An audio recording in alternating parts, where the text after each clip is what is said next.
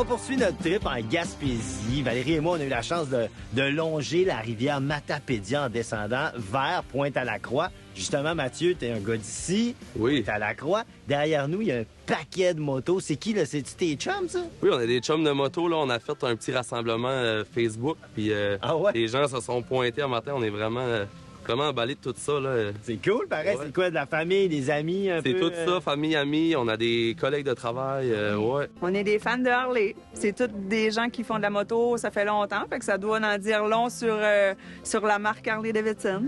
Quand on vient ici, là, Mathieu, on vient rider en moto. Je sais qu'il y a une complexification au niveau, pour vous, là, aller passer votre test de moto, c'est plus complexe. Là, maintenant que tu as ta moto, c'est quoi le feeling? Tu te sens comment?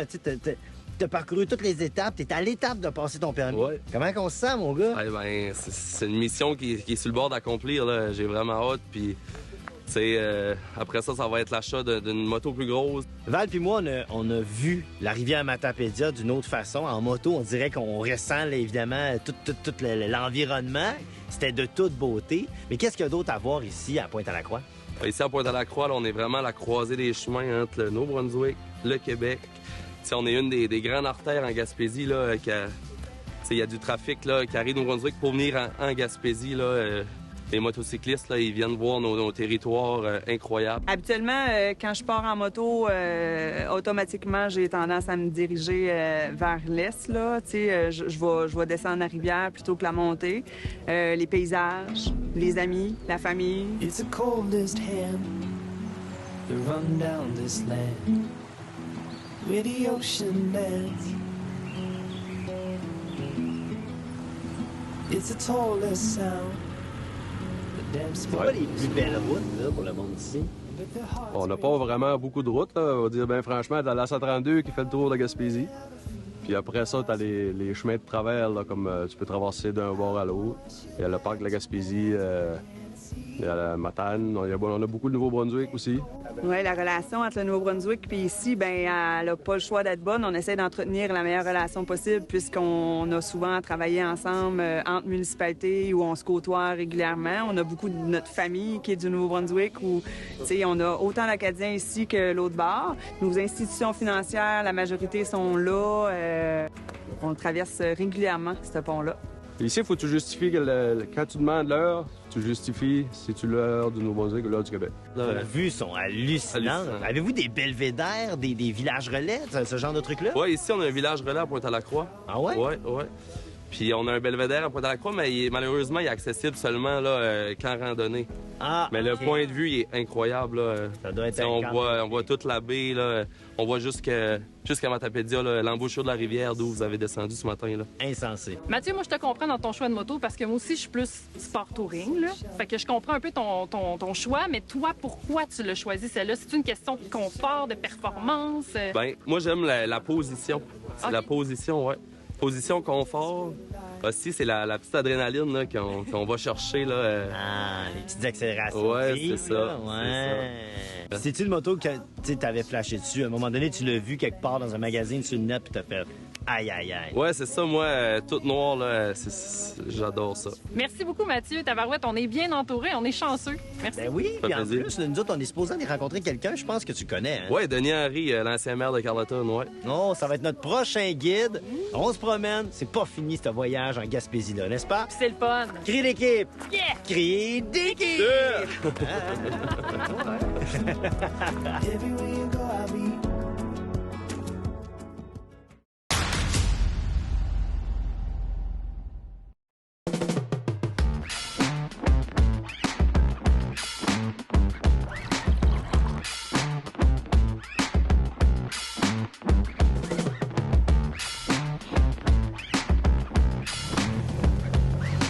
Bon!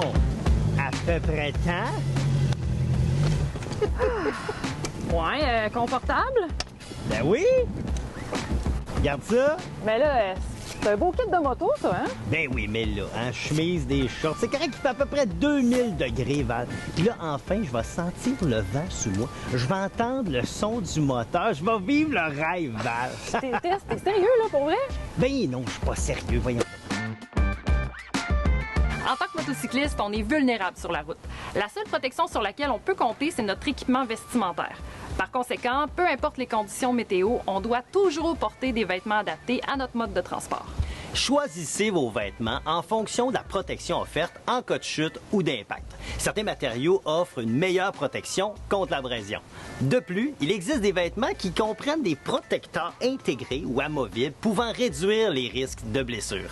Par ailleurs, des vêtements adaptés aux conditions météorologiques, pluie, le vent, le froid, la chaleur, vos vêtements doivent être bien ajustés et confortables. Choisissez un blouson en cuir ou fait à partir d'une matière anti-abrasive comme le Kevlar ou le Cordura. Évitez aussi les autres matières synthétiques, polyester, nylon, etc. parce qu'elles peuvent aussi brûler la peau en cas de chute. Pour plus de sécurité, votre blouson devrait être équipé de protection au dos, aux coudes et aux épaules. Depuis quelques années, certains fabricants offrent des vestes avec des coussins gonflables qui sont conçus pour absorber les chocs pendant une chute. Et si vous chutez, ce sont bien souvent vos mains qui absorbent le choc en premier. Le port de gants est donc indispensable. Assurez-vous que vos gants sont renforcés aux articulations et aux paumes et qui couvrent entièrement vos mains et vos poignets. Ils doivent également être imperméables et protéger vos doigts, tout en étant assez souples pour ne pas nuire à la manipulation des commandes. Privilégiez aussi des bottes conçues spécialement pour la moto. Elles devraient être hydrofuges pour assurer un confort optimal. De plus, il est important qu'elles soient antidérapantes et qu'elles couvrent adéquatement vos précieuses chevilles. Le casque de moto est obligatoire. Il doit être conforme aux normes prescrites par le règlement sur les casques protecteurs. ACNOR, DOT, ANSI, SNEL, BSI, ECE. Le casque intégral offre la meilleure protection puisqu'il recouvre la totalité de la tête. Votre pantalon devrait couvrir entièrement vos jambes et être fait d'une matière anti-abrasive comme le cuir, le Kevlar ou le Cordura. Pour plus de sécurité, il peut être équipé de protecteurs. En moto? Mieux vaut sauver sa peau. Bon, go, on part. On part, on s'habille, on part. Ah, OK, on s'habille, oui. S'habiller C'est bon, d'abord. ça. OK. Je vais prendre Moi, je prends ça.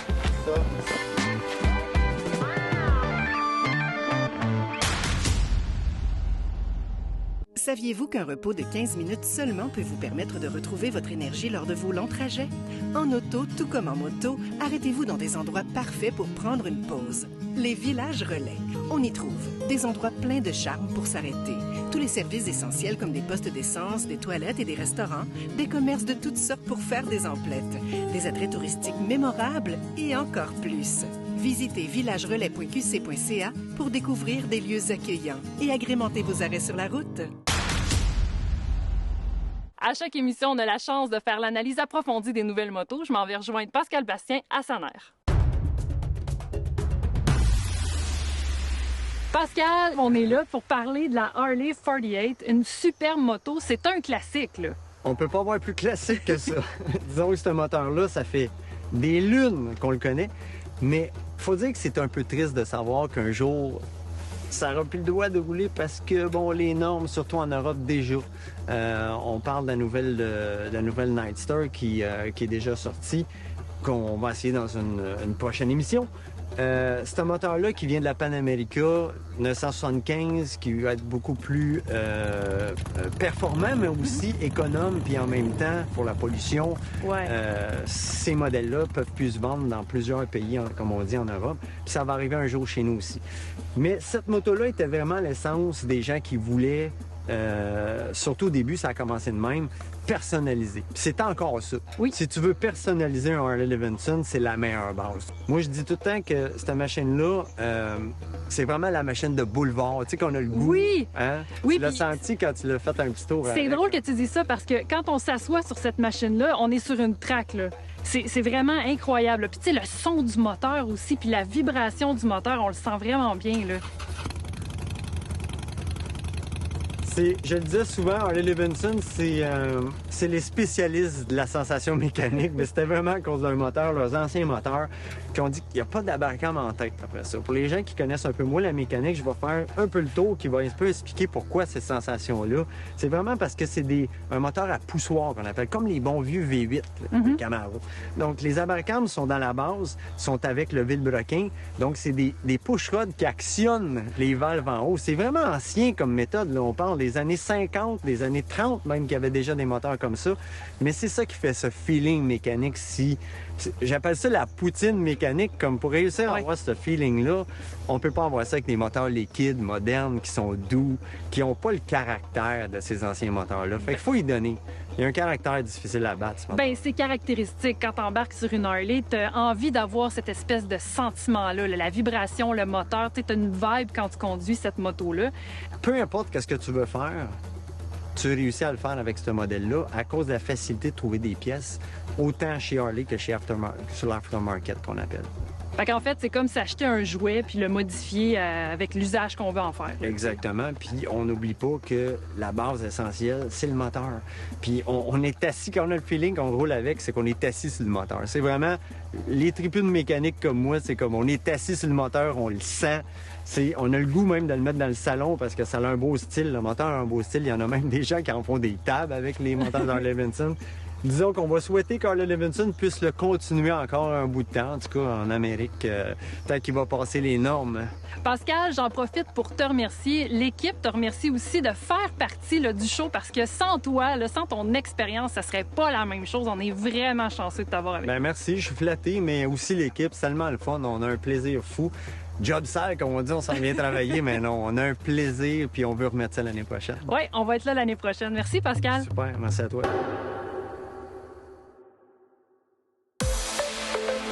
Alain, l'assistance routière, est-ce que c'est vraiment nécessaire? Valérie, c'est super important. Imagine que tu es prise la nuit en panne d'essence au milieu de nulle part, ça devient vraiment nécessaire. Chez Intact Assurance, avec l'assistance routière, tu as droit à des services 24 heures sur 24, 7 jours par semaine, partout au Canada et aux États-Unis. Tu as droit à 3 services par année, donc que ce soit un remorquage dans un rayon de 100 km, la livraison d'essence jusqu'à 10 litres ou un survoltage. Pour plus d'informations, vous pouvez parler avec votre représentant d'Intact Assurance.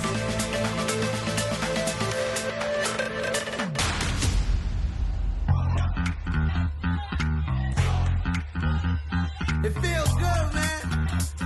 It feels good, right? Right. Yo, I'm in the light at the end of the tunnel. Paper stacks, yeah, I got them in the bundles. Harry Potter breaking bread with the muggles. They said I wouldn't make it, now they looking puzzled. They said I wouldn't take it, I to go and hustle. Get the bag, it ain't never getting fumbled.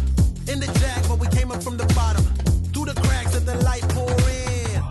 Ici, le problème, c'est qu'on manque de temps, en fait. Parce que là, l'équipe de tournage, on arrête ici, là, on sort les caméras, on arrête les motos, on se place, on repart, on perd 1 heure. Là, on a d'autres choses à faire, là. Fait que là, on continue, on voit un autre beau spot avec, tu sais, des montagnes incroyables. On arrête encore. Tout le temps. Faut arrêter manger. Oui, mais tu sais, je veux dire, c'est tough parce que faudrait tenir 14 cellulaires tout le temps pour être sûr de tout capter. Tu roules, puis là, nous, on est super concentrés sur la route. Puis là, quand on voit à un moment donné, ça courbe, ça grimpe, tout ça, l'asphalte est clean, rien à voir avec le Québec. Ah non, c'est quand il y a une craque, on est comme, la route est libre. Mais en réalité, l'asphalte est déchaîné. Tu sais, le bitume, c'est clean, là, c'est hallucinant, c'est noir, c'est refait, les lignes sont claires.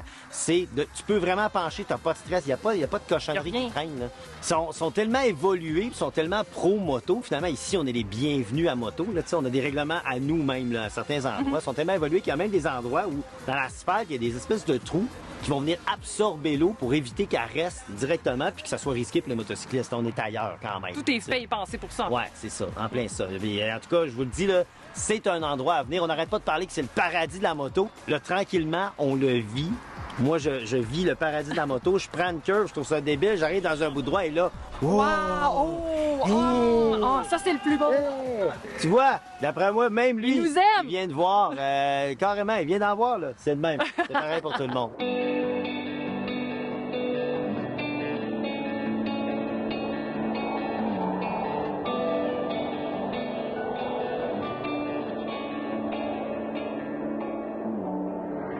Have you ever walked the high pass, watched the northern lights flash, took a photograph on a Paris street? Have you ever climbed a tall tree, asked someone for mercy, gave something away that wasn't free? I don't wanna get a vision of you stuck in my head, because I know that you were meant to be wilder. Max, premièrement, je veux savoir, on est devant une belle église qui a l'air de dater quand même de longtemps. C'est quoi ça? Ben, c'est une église médiévale, donc à peu près il y a 1000 années. Quand même, hein? Oui. Ici, on retrouve ça. Il y a beaucoup d'histoires. C'est ce qu'on se rend compte. Partout où on va, on sent que l'histoire est grande. Ça fait pas juste 200 ans que les trucs existent ici. Là. Non, puis il y a eu, dans l'histoire, il y a eu beaucoup de passages de différentes populations. Donc autrefois, ici, c'était la République de Venise. La République de Milan, c'était un peu plus loin. Après, il y avait l'Empire hongrois. OK, donc il est arrivé jusqu'ici. Donc il y a eu Napoléon. Il y en a eu plein. Donc chacun qui passait, il laissait des traces. Donc c'est pour ça aussi qu'on a beaucoup d'histoires. Oui, puis on le voit, il y a beaucoup de villes fortifiées avec des gros murs. Il y a encore des immeubles qui sont là depuis des centaines d'années. Oui, des châteaux en haut sur la montagne parce que c'était la meilleure façon de se défendre dans le temps. Ben oui, justement, les montagnes, quand on parcourt les montagnes, évidemment, on voit les routes sinueuses, on voit les tornante, tout ça, mais on se rend compte aussi qu'il y a des points de ralliement parce que tout le monde arrête constamment de toutes les régions autour. Est-ce que c'est vraiment un attrait touristique pour tout le monde d'aller dans ces coins-là? Oui, ça c'est le beau de l'Italie. L'Italie, elle n'est pas grande, elle est petite. Et dans un peu de temps, tu peux te déplacer de la montagne au lac, à la mer, à des villes historiques, etc. Donc c'est ça le beau de l'Italie. C'est pour ça qu'elle est appelée le beau pays. Ah, c'est beau ça. Ben là, justement, il y a plein de pays là, qui sont comme proches d'ici. Quel est le tourisme là, le plus populaire, mettons? Là? Ils viennent de quel pays, les touristes? En Italie, ils viennent de partout. Partout sur Terre, partout. hein? De partout, des États-Unis, du Japon, partout.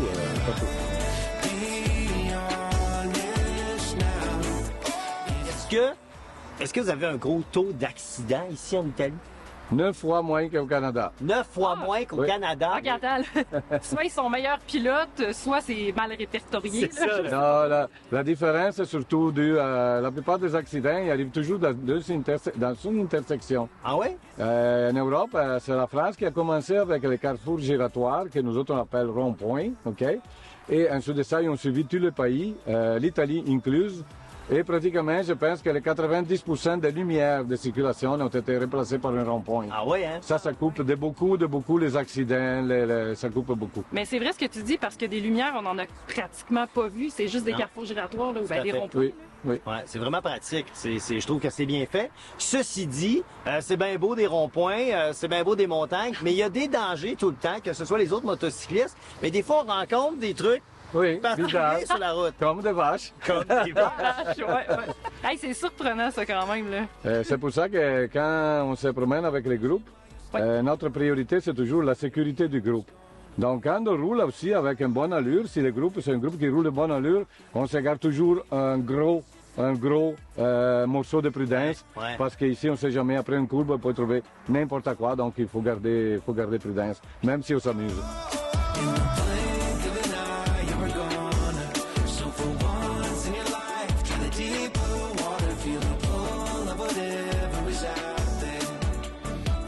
On parle beaucoup de Max de Méga Voyage, évidemment, mais tu sais, Léo Harley-Davidson, c'est aussi eux qui nous ont fait vivre cette trip-là, puis c'est eux qui fournissent les motos. C'est une affaire de fou, puis ça nous permet de voyager, puis ensemble, ils travaillent pour qu'on vive les plus belles routes de l'Italie. C'est pas rien. Puis là, on s'en va dans quel coin?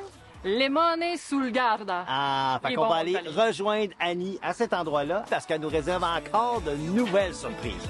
Elle en fait, hein? Elle arrête jamais? Adore.